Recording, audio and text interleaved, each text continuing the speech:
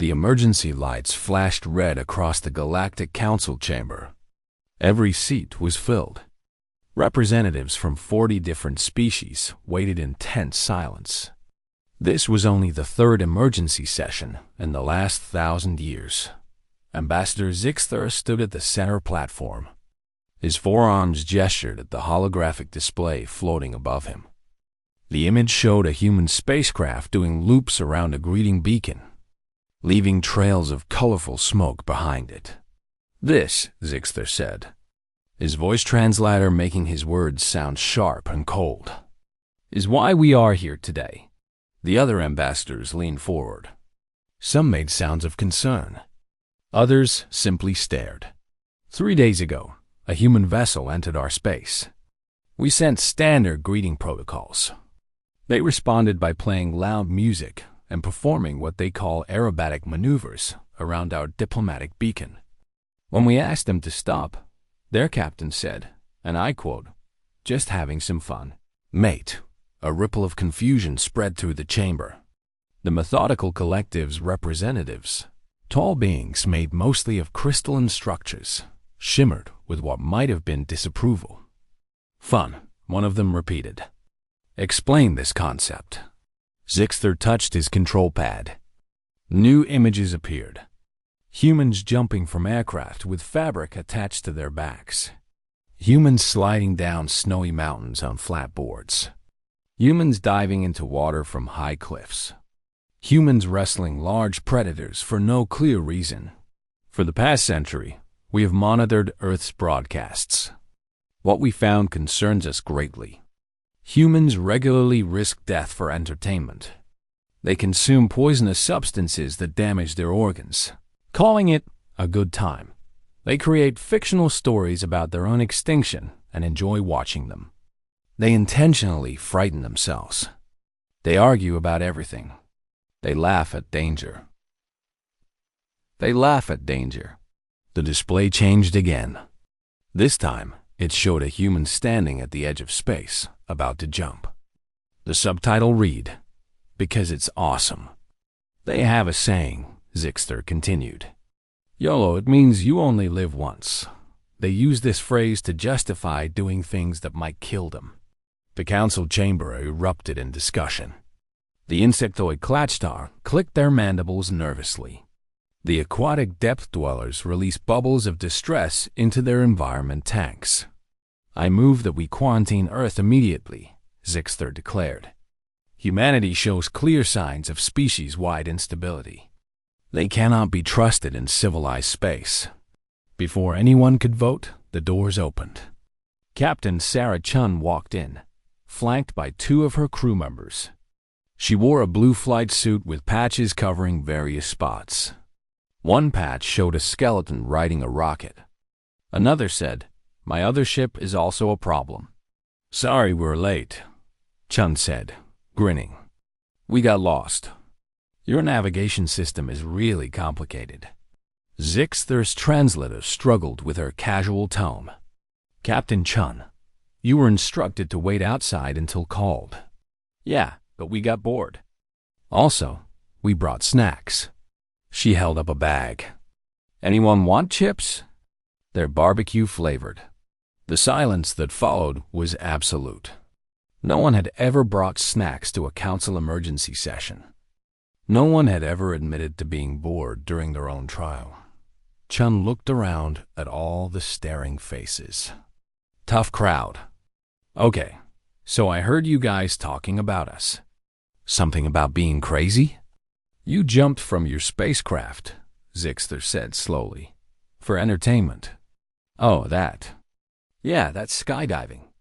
"It's fun."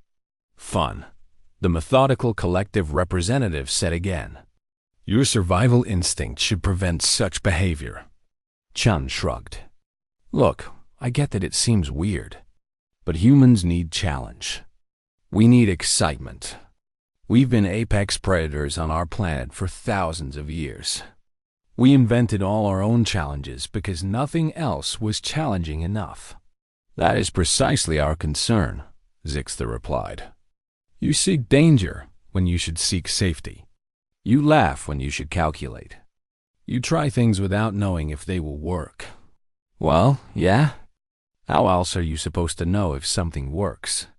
Chun pulled out one of her chips and ate it. The crunching sound echoed in the silent chamber. We have this other saying. What could possibly go wrong? We say it right before doing something interesting. The aquatic ambassador released more distress bubbles. But you must know things can go wrong. Your species has suffered many disasters. Sure, Chun agreed. We've messed up a lot. But we've also succeeded a lot. We went to our moon because someone said it was impossible. We split the atom to see what would happen. We sent music into space on the off chance someone might hear it and like our taste. We do things because they're hard, not in spite of it. She walked closer to the center platform, still munching on chips. Security didn't stop her. They seemed too confused. You've been watching our broadcasts, right? Then you know we dream big. We tell stories about exploring the universe, meeting aliens, and saving the day. We've been preparing for this moment our whole lives. And yeah, maybe we're a little crazy by your standards. But that crazy got us here, didn't it? Zixter's crystals dimmed slightly. Your arrival here does not prove wisdom, merely luck. Maybe, or maybe you need a little crazy sometimes. Chun turned to address the whole council. Look, I know we're different. We know it too. But we're not dangerous. We're just enthusiastic. Give us a chance. We can follow your rules. Well, most of them. Some of them seem really boring, but we'll try. A new ambassador stood. This one was from the trade guilds, a species that valued profit above all else. I have a question. Your ship performed calculations in our space. Advanced calculations. Your navigation computer solved problems in seconds that should take hours. Oh yeah, Chun said proudly. That's Dave, our AI. We build him to think differently, more creatively. Creative artificial intelligence. The trade guild representative's skin changed colors rapidly, a sign of excitement. How? We taught him to ask what if, instead of just what is. We gave him curiosity. We showed him movies. Movies? Yeah, you know, stories. Fiction. We think fiction makes you smarter because it lets you practice problems that don't exist yet. The trade guild representative turned to Zixter. I oppose quarantine. This unpredictability could be valuable. Humans might see solutions others miss. Other ambassadors began to speak. The chamber filled with debate. Some agreed with Zixter. Others saw opportunity in humanity's strange nature. Finally, the High Chancellor called for order. She was ancient, from a species that had been traveling space for 10,000 years.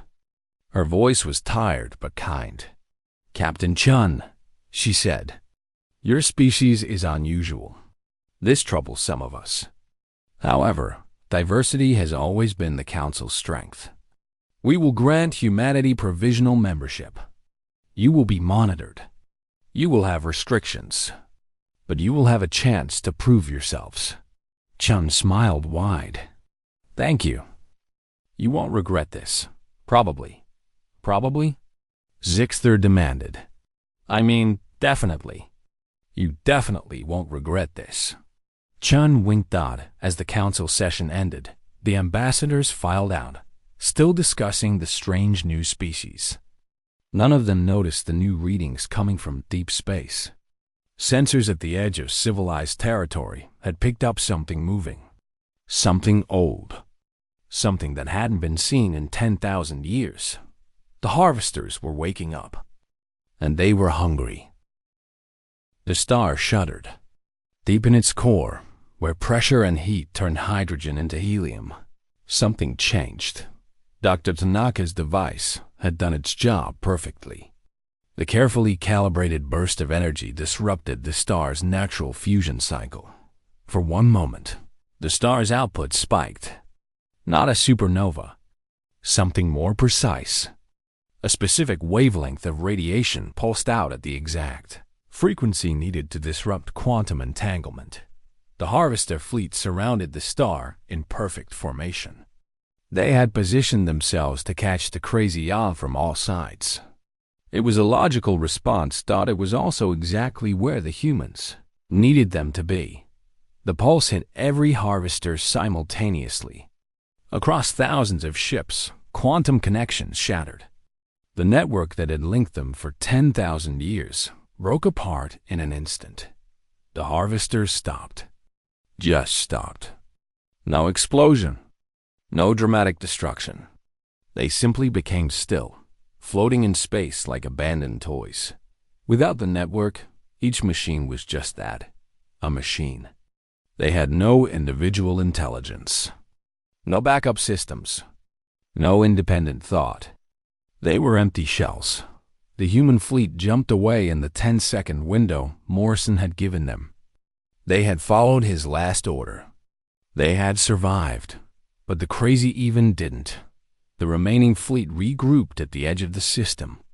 Screens showed the Harvester fleet drifting, dead in space. Showed the star returning to normal. Showed no sign of Morrison's ship. The tactical officer who had served on the Crazy Even sat in a rescue shuttle, tears running down his face.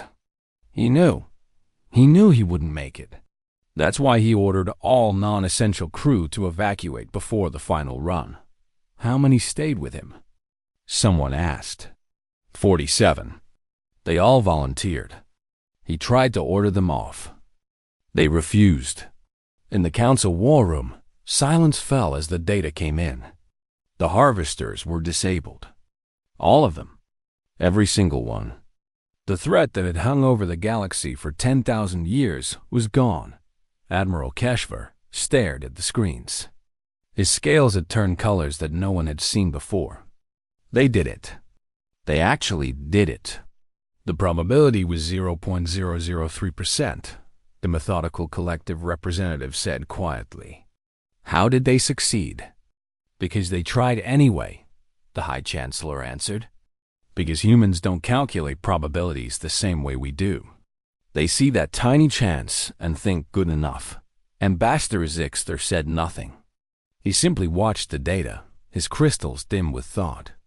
3 days later, the memorial service was held in the council chamber. Every species sent representatives.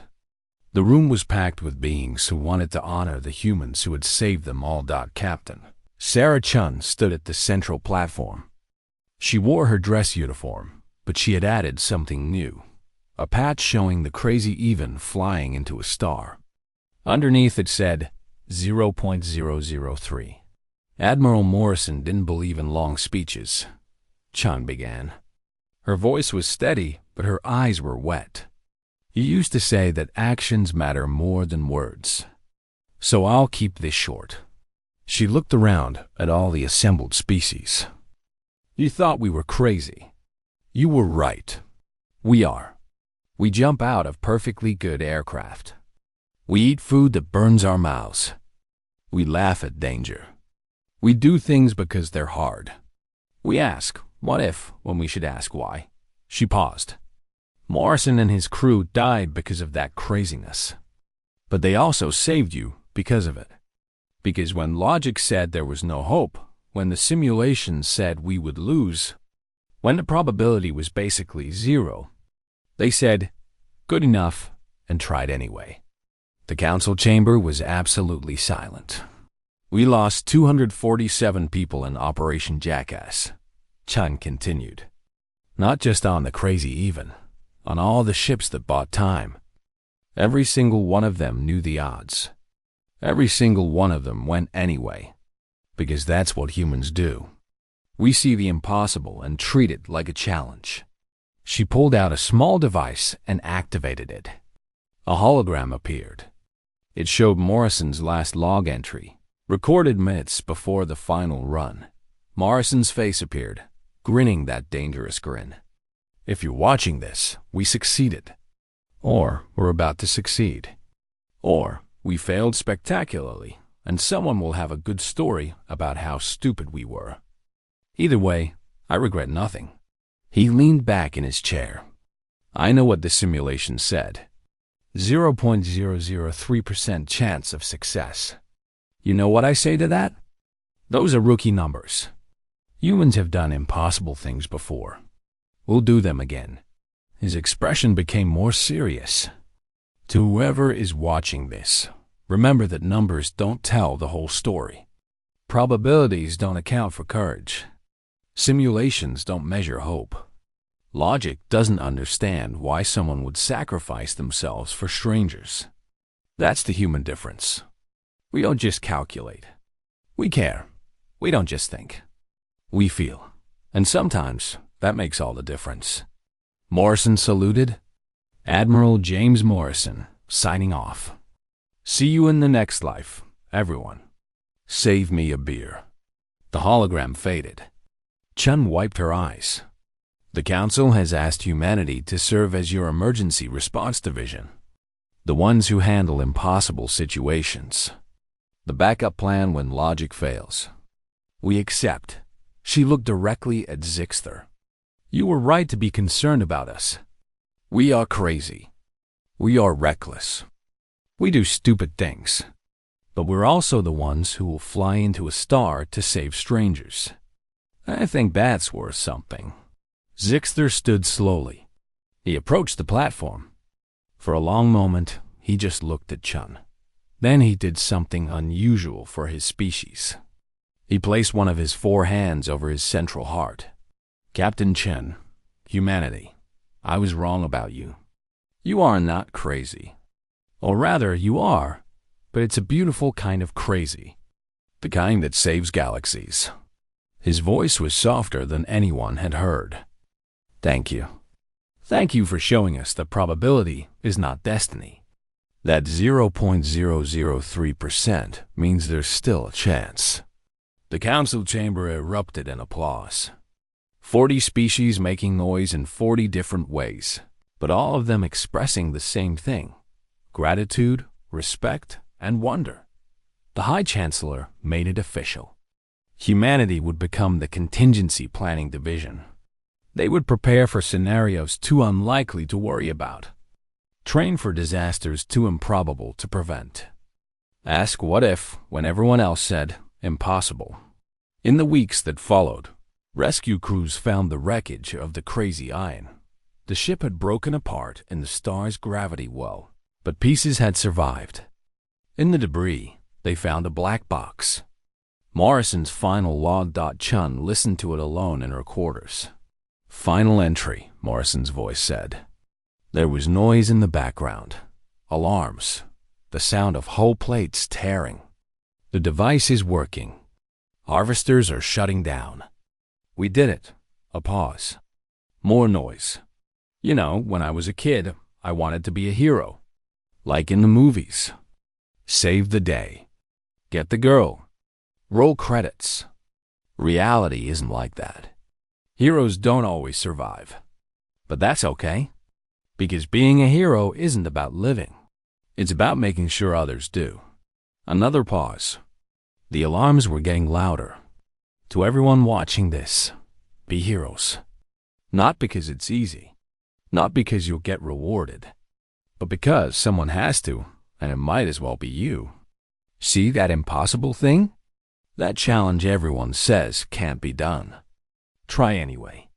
You might surprise yourself. His voice grew faint. Tell my crew they were the best. Tell the fleet they made humanity proud. Tell the galaxy that we went out our way. Stupid, brave, and grinning. One last pause.